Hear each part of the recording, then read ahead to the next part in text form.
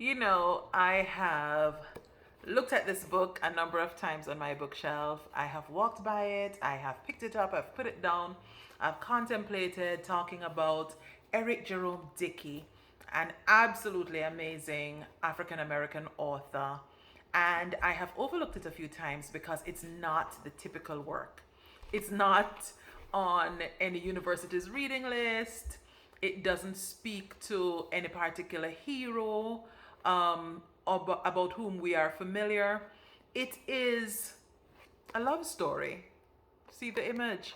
It is one of those works that a number of people think should only be read by persons who are idlers.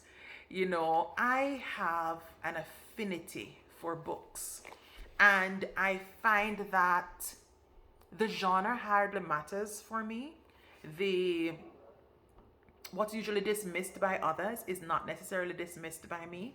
And I kept on reaching for Eric Jerome Dickey to talk with you about because it has influenced me. He, as a writer, has influenced me so much. I read Eric Jerome Dickey, maybe during my undergrad years.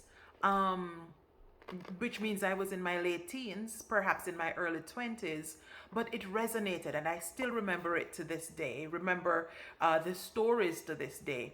This particular one is Naughty or Nice.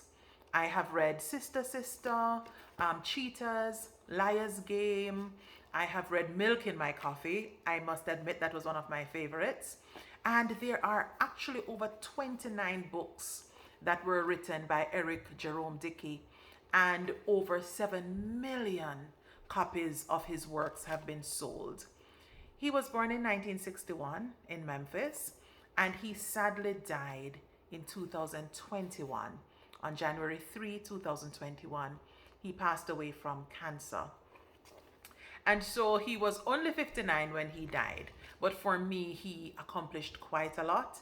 And I was just thinking about some of the things that have been said about him. This work, at the start, it has a number of expressions, endorsements by USA Today, by Essence, the Atlanta Journal Constitution, Publishers Weekly.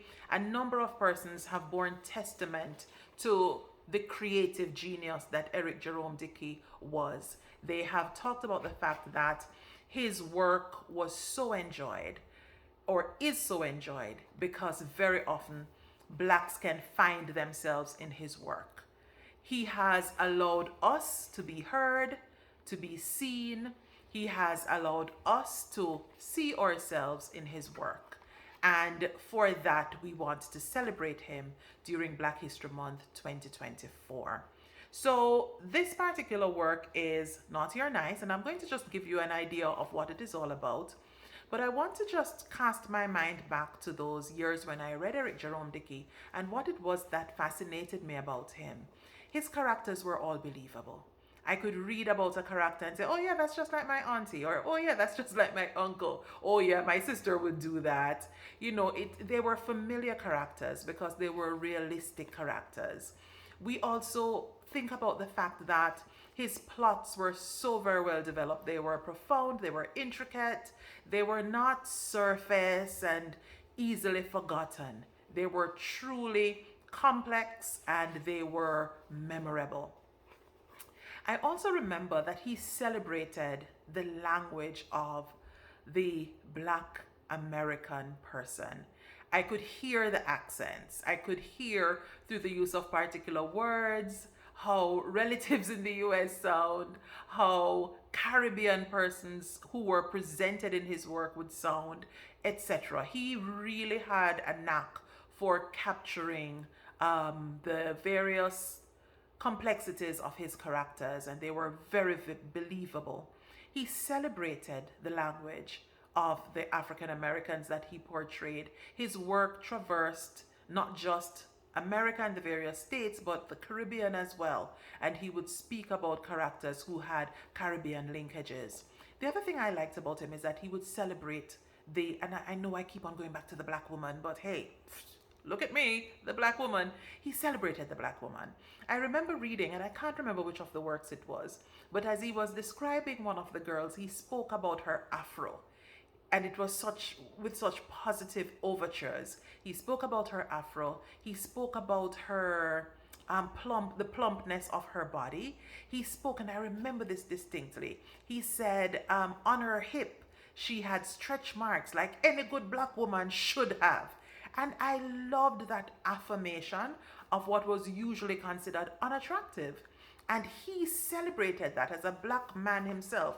At the back, you can see a picture of Jerome Dickey, and he celebrated these aspects of the black woman. So I really loved that about his work. Like I said, it made me see myself in his writings. It made me see the black community in his writing, and you really got a sense of belonging as you read his work. So just to go to the very back of the book, just so you have an idea of what this one is about, and hopefully it will whet your appetite to go out and grab some of his works. They're available through Kindle. They're available online.